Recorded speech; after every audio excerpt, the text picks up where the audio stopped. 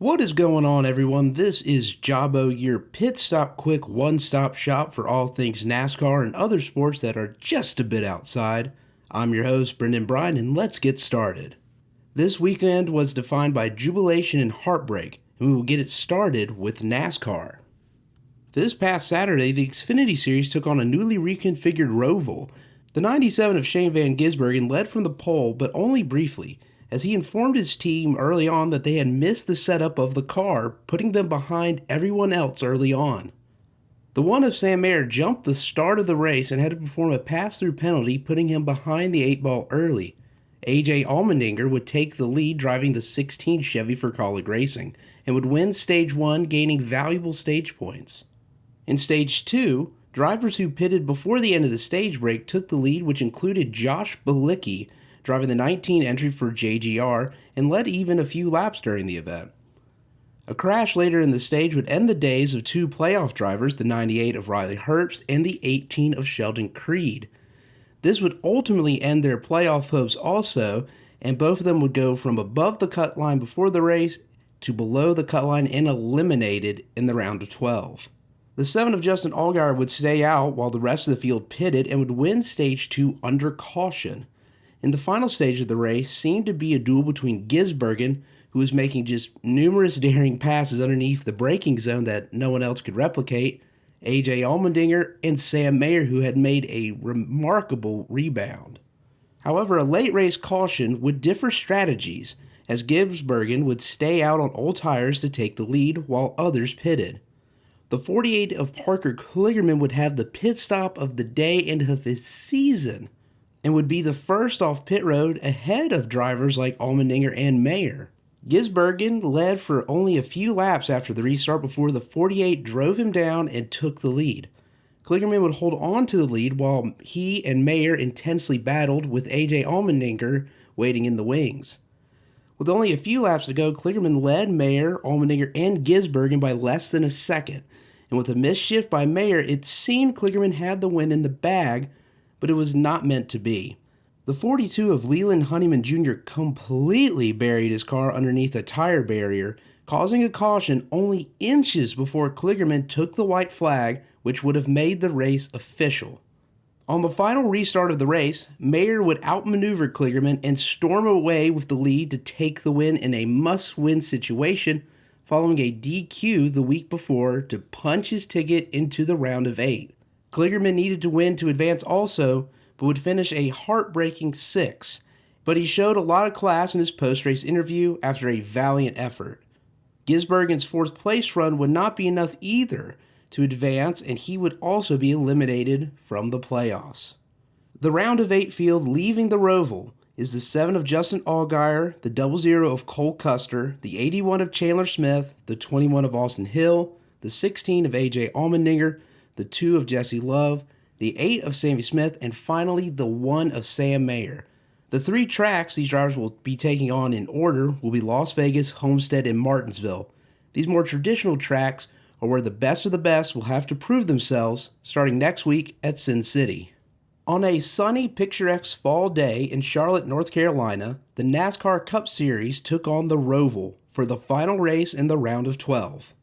To quickly get it out of the way, needing to win and advance in the playoffs, the 14 of Chase Briscoe and the 99 of Daniel Suarez experienced issues throughout the race, which relegated them to sub-30th place finishes, eliminating them both from the playoffs after making valiant efforts to reach the round of 12. The race had its share of drama and some chaos, but not nearly what was expected after Talladega last weekend, which was both a relief for many playoff drivers like the 5 of Kyle Larson and the 20 of Christopher Bell, who both pointed their way into the round of 8, essentially after Stage 2. However, some playoff drivers had to play the points game today, as Joey Logano, Chase Elliott, Ryan Blaney, Tyler Reddick, and Alex Bowman would all earn crucial stage points, with Reddick winning Stage 1 and Bowman winning Stage 2. After Stage 2, the main contenders of the race seemed to be the 16 of A.J. Allmendinger, the 13 of Shane Van Gisbergen, Kyle Larson, and Christopher Bell. However, for Gisbergen, he would be put back by a spin, and Allmendinger raced off a strategy to get the lead over Larson, which did not last long. Allmendinger would end up finishing 6th, while Gisbergen finished 7th. The race was between Larson and Bell, but Bell really didn't have anything for Larson as he would win his 6th race of the year, doubling that of anyone else. The real race would be going on behind the leaders as Reddick seemed pretty safe at the beginning of the day. However, he would make contact in turn 7 with team owner Denny Hamlin, which sent the back of his car into the air, breaking the toe link and causing severe damage to the car. It seemed that Reddick would be relegated to another backmarker finish and complete the playoff collapse that has been going on for the last 4 weeks. But he and his team pulled it together for a truly special comeback. After the 3 of Austin Dillon brought out the last caution of the race for his left front tire coming off after pitting, Reddick decided to sacrifice track position for fresher tires, and essentially giving himself 25 laps to go from the back of the field to the front to overtake Joey Logano on points for the final transfer spot. To the surprise of many, Reddick began to pick up spot after spot, closing that gap every lap. However, the nail in the coffin came when Allmendinger and Gisbergen on fresher tires passed Logano over the run, losing him 2 vital spots, while Reddick would not be stopped and continued his march through the field before capping out at 11th, which would be enough to overcome Logano and transfer into the round of 8. Elliott, Blaney, Bowman, and Hamlin would all do enough to point their way into the round of 8, while the 2 of Austin Cindric put up a valiant effort with a 4th place finish, but needed a win to advance, and so he too would be eliminated from the playoffs after an impressive run which would have gone further if he had not wrecked at Talladega last week. For Logano, he lamented the 5 points lost at Richmond earlier this year when Austin Dillon wrecked Logano for the win. But similar to his teammate Cindric, if he did not wreck at Talladega the week before, he probably moves on comfortably into the round of 8. For Reddick, he and team owners Denny Hamlin and Michael Jordan celebrated on pit road after the race, barely escaping the round of 12, and are now geared up for the round of 8. That means your round of 8 playoff field is Kyle Larson at plus 33, Christopher Bell at plus 13, Tyler Reddick at plus 10, William Byron at plus 4, Ryan Blaney at minus 4, Denny Hamlin at minus 8, Chase Elliott driving the 9 is 9 below the cut line, and finally, Alex Bowman is minus 16 entering the round of 8. This upcoming round encompasses 3 more traditional NASCAR tracks of Las Vegas, Homestead, and Martinsville, meaning it's time to nut up or shut up because only 4 advance in 3 weeks' time for the championship race at Phoenix. Also, in round 3 of the Haley-LaJoie swap, it was not much of a competition as LaJoie's engine expired only on lap 4, finishing dead last, while Haley finished 27th. Making the score 2-1 in favor of Haley with 4 races remaining. But hold on to your butts, everyone. We ain't done yet. The 48 of Alex Bowman has failed post-race inspection for not meeting overall weight requirements. That's hard to do, especially since the car was fully intact after the race.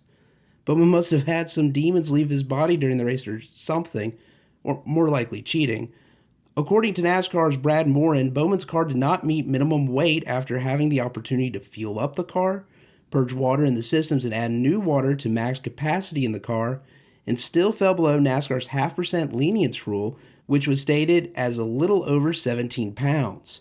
Morin also explained that Bowman's car will be taken back to NASCAR's R&D center for further inspection, but will also go through an expedited appeals process to quickly resolve the matter before next weekend's race at Las Vegas.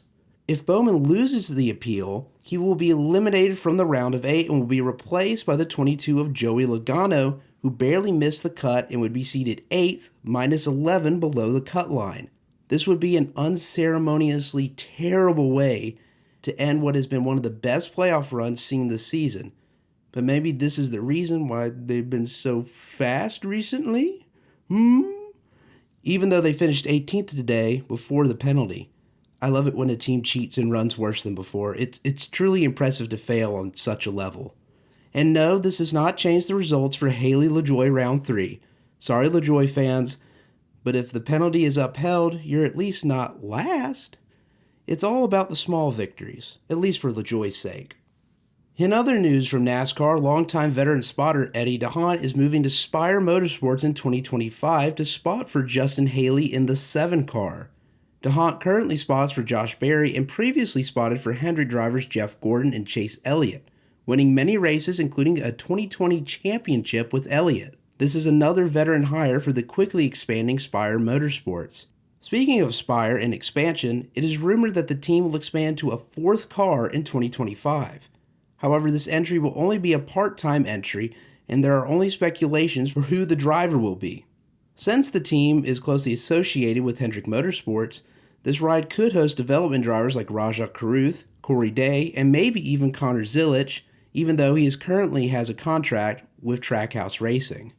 Looking ahead to this weekend, the Cup Series and Xfinity Series take on the first race of the round of 8 at Las Vegas Motor Speedway. This race will be an opportunity for normalcy in the Xfinity Series, as drivers such as Justin Allgaier try to rebound and reassert after a bumpy opening round, while drivers like Chandler Smith and Sam Mayer look to continue their momentum all the way to victory lane. But do not count out Creed or Herbst, as neither driver has anything left to lose after being eliminated. The same is true for the Cup Series at Las Vegas, which provides an opportunity for normalcy as playoff drivers look to capitalize and non-playoff drivers search for another upset this weekend at Las Vegas. Now looking at the rest of the sports world, in Major League Baseball, only one wild card team remains after the divisional round in the form of the New York Mets. The Mets will take on the Dodgers while the Guardians play the Yankees in the championship series. Hockey is back as the NHL opened its season this week to much anticipation. Boston picks up where they left off with another loss to the Panthers, and the relocated Arizona Coyotes are now the Utah Hockey Club and open their season with a win over Chicago, and at the time of this recording are currently undefeated. In the world of boxing this weekend, there was a match for the undisputed light heavyweight title between undefeated fighters Dmitry Bivol, whose claim to fame is a victory over the famed Canelo Alvarez, and Artur Beterbiev, the swarming KO artist. Bivol was favored going into the matchup and started out that way during the fight, winning the opening rounds. However, Beterbiev never stopped coming forward and throwing, and began to win more and more rounds as the fight went on, as Bivol seemed to shell up more and more often. The fight went the distance, and by majority decision, Artur Beterbiev did enough in the judges' eyes to win the match. Bivol took the loss very well, as a former champion should, in his post-fight interviews. Unlike his promoter Eddie Hearn, who was devastated by the decision. But remember, he has been through a lot, as now his two top fighters have lost in championship bouts recently. It must be real tough taking his double-digit percent of tens of millions of dollars from these fight purses. He must be suffering. I hope he can cope with only tens of millions of dollars rather than slightly more. You are in my thoughts and prayers, Eddie Hearn. This was a close competition and definitely worthy of an immediate rematch, but congratulations to the now undisputed champion, Artur Beterbiev. Finally, taking a look at another great week of college football, both Alabama and Tennessee hold on at home against unranked teams and win despite their best efforts to lose. Texas rolls over Oklahoma in the Red River rivalry. Kirby nearly tackles Mississippi State's quarterback while arguing with the ref in a 10-point win for the Georgia Bulldogs, while the Mississippi Bulldogs slip further into the abyss. LSU takes down Ole Miss at home without leading for a single second in an OT win. Illinois pulls off the greatest choke and comeback of the year, giving up a 24-point lead in the second half and coming back to win in overtime. Penn State and USC entered a titanic battle of choke ball, as neither team seemingly did not want to win late. USC would out-choke Penn after terrible clock management and a missed field goal in overtime to give the win to the Nittany Lions. Utah's quarterback Cam Rising sets with a 3-interception loss to Arizona State. Ohio State went to Oregon to take on the number 3 ranked Ducks in a game that had essentially everything. A comeback was made by Oregon, a random middle-of-the-game onside kick happened, and an Oregon player was ejected for spitting on an Ohio State player? Well, that's a first. However, late in the game, Oregon took the lead by 1 with a late field goal with little time left on the clock for the Buckeyes. However, the Buckeyes methodically drove down the field and needed about 10 yards for a field goal to seal the game. With 6 seconds left, Ohio State's quarterback Will Howard scrambled for yardage but slid too late as time expired before the timeout could be called. So that means a rare mistake by Ohio State loses them the big game to the Oregon Ducks. Finally, the Troy Trojans did not play this weekend, and instead will play in the primetime slot of Tuesday, when everyone is obviously watching college football. They will take on the 2-3 South Alabama Jaguars in a rivalry matchup known as the Battle for the Belt.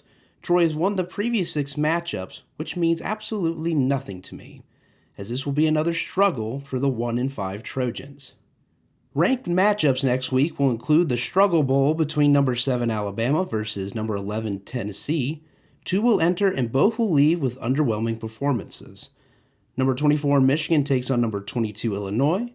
Oh, look at you, little Illinois, being ranked and undefeated. Go get 'em. And finally, what will be the game of the week, number 1 Texas takes on number 5 Georgia.